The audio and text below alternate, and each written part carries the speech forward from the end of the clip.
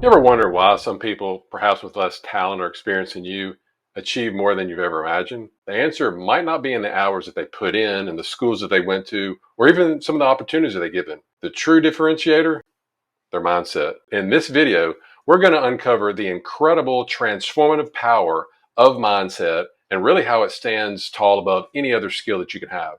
And if you've really ever felt like you're stuck, not reaching your potential, or that something intangible is kind of holding you back, then this video may completely change everything for you.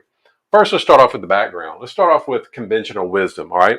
We've all heard it before. Practice makes perfect. From the time we were kids, we were always taught that, you know what, if you're good at something, maybe if you have a particular skill, then you know what, man, you're set for success. Think about school, think about like sports. You know, there's always that one kid who's always natural at like football or basketball. They score the goals, you know, they make the team, they can do it all. And everybody says, hey, man, you know, that guy's going to go pro someday because of their talent. However, life's results aren't always like that. They aren't always that straightforward. Let's look at a simple example with the world of cooking.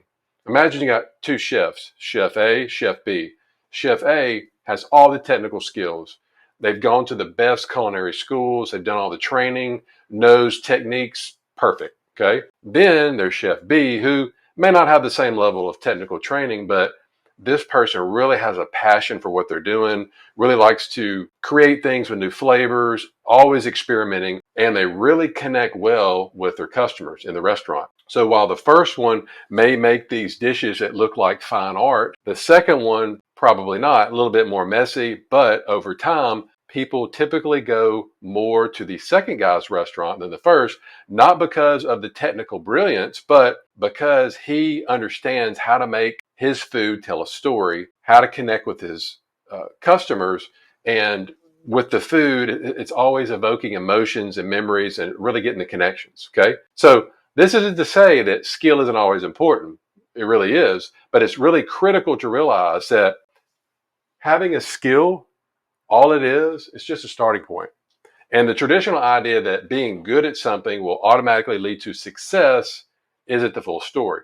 Sometimes it's the mindset, the passion, and the bigger vision that can make all the difference in achieving success. Now, we talked about mindset a little bit. So what exactly is mindset? Well, mindset really at its core, it's our attitude and it's our beliefs about ourselves and the world around us. It's the lens we interpret our experiences, challenges, and opportunities. So the mindset is really the silent force that often dictates whether we're going to give up after we encounter failure, or are we going to keep pushing until we succeed? So let me give you an example.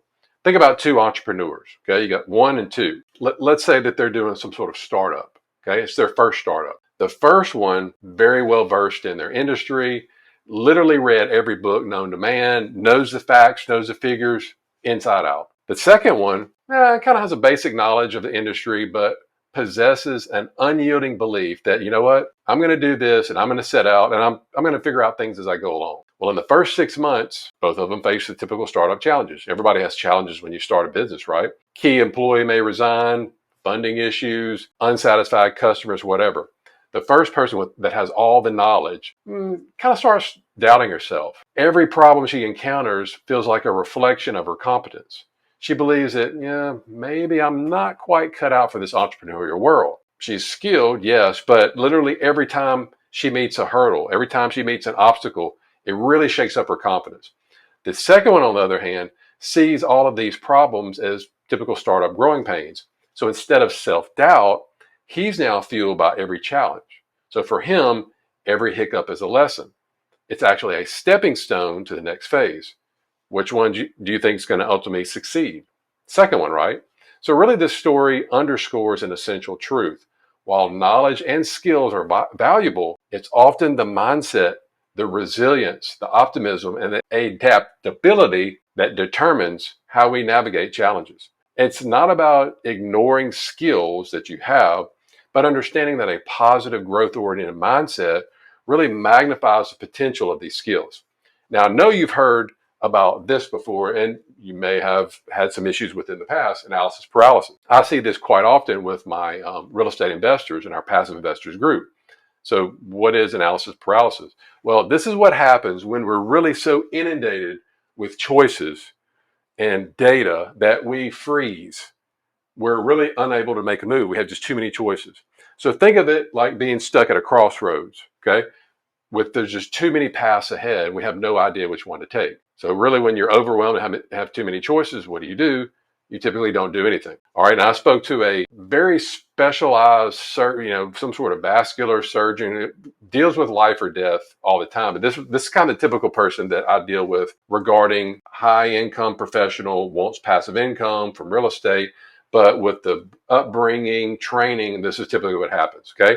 This person, as you can imagine, performs some very delicate, intricate surgeries, has to always make decisions on the fly. Most of them can mean life or death, okay? The precision that this guy has and the expertise in the operating room, second to none. But outside the hospital, this person came to me, knew that they couldn't always work under that high stress, that they were going to have to start replacing their income with real estate.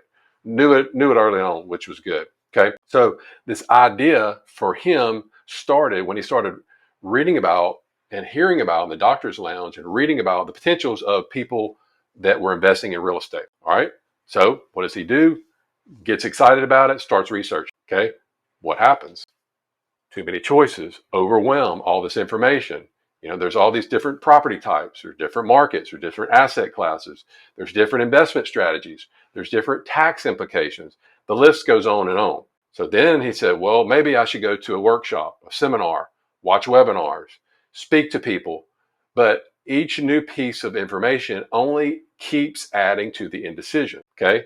He wants to make the best choice, but the fear of making the wrong move, especially in an area that he's unfamiliar with, really keeps him from taking that first step because he's used to, this environment with not so much analysis paralysis, but he's used to an environment that he's got to be perfect in order to make the next move. Or again, it could cost somebody their life. Okay. This is just how this person's been trained. So for this person, weeks turns into months, months turns into years. So now this person's dream of passive income remains just that, a dream. And here's the worst part of it. Most of the time, these people, they have all this money sitting in a checking account, and they keep putting all this money in a checking account, and in just months and months and years, just sitting there, hardly making any interest at all. So the irony isn't lost on this person in his professional life. This person is very decisive, very confident in their professional life as a doctor.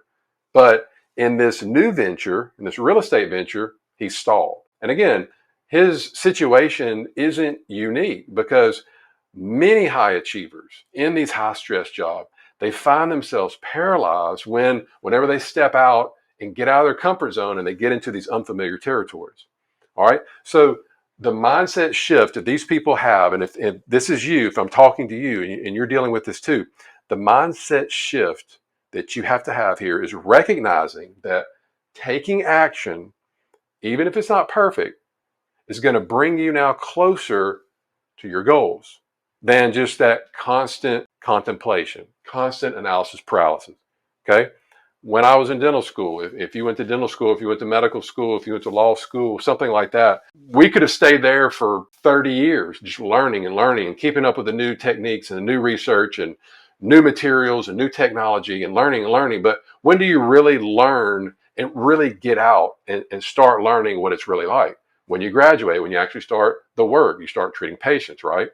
So you can learn all you want to about real estate or passive income or investing in businesses or working out, getting in shape or parenting or whatever. But until you invest in something, until you get off the couch, go to the gym, until you start tracking your macros, until you start doing things, that's when you're really going to learn. Are you going to be perfect? No. But it's all about making the move. Perfect opportunities, they very, at least in my opinion, they very rarely present themselves.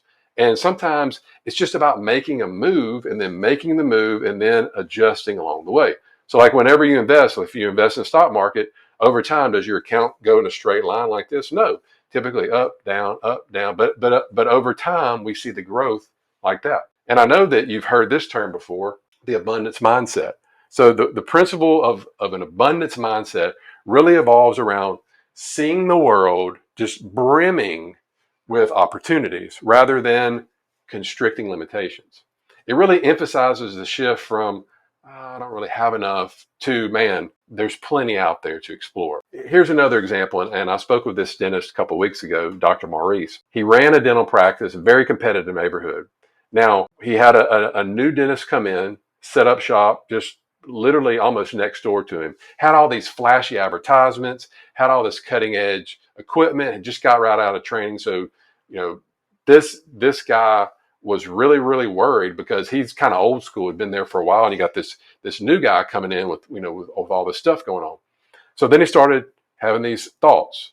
Well, are my patients going to prefer him over us? How in the world, being old school, being out for 30 years, how am I going to match their level of technology and marketing? So all of these things started dominating his thoughts. And then he started having that, instead of the abundant mindset, that scarcity mindset, that scarcity driven outlook, all of that began eating away at his confidence. He even thought about, he told me, selling his practice. But the turning point came when he actually started learning about this, the abundance mindset. He'd read an article, and then he'd read a book, and then he got some help. So now he started perceiving this new dental practice coming in as a formidable adversary, instead of just always just, okay, he's my competition. He started viewing it as, okay, here's now, I've got to take action. I got to quit complaining. And now this is an incentive to do something, to differentiate. And I recommended the book, Differentiate or Die. And he said, okay, well, what things can I offer? What are some of the unique services I can offer? So now he was able to come up with something to do with, in-house financing or something like that. So if somebody came in and their bill was 10 grand, they would just split it up for them, making it super, super easy for his patient to get treatment, which he'd never done before. All right. And then after a year, his actually practice, even though that new guy had come in, was actually busier than before. So not only did he retain his loyal patients, but he started getting in new families who were looking for, this. Once the word started getting out, he was doing in-house financing. So now he has more patients. So his shift from scarcity to this abundance mindset really transformed his approach. Okay. So what did he do? Competition came in. Even though the competition came in, he still thrived. So an abundance mindset really underscores the idea that success isn't a zero-sum game. Okay. There's always enough room. There's always enough room for everyone to thrive. Okay. But not everybody's going to thrive. It requires a different perspective. And remember that lens, how are you looking at things? Is this my competition come in, or is this a time for me to differentiate? So I hope talking about this mindset, I hope it really resonated with you. And if you want to continue to learn about stuff like this, if you want to take an even deeper dive, want to look at how I'm using it personally in my personal life and helping other people, do me a favor, click the link below, follow me on Instagram. I'm very accessible on that. You can DM me through there, and I hope to see you in the Instagram world. Take care.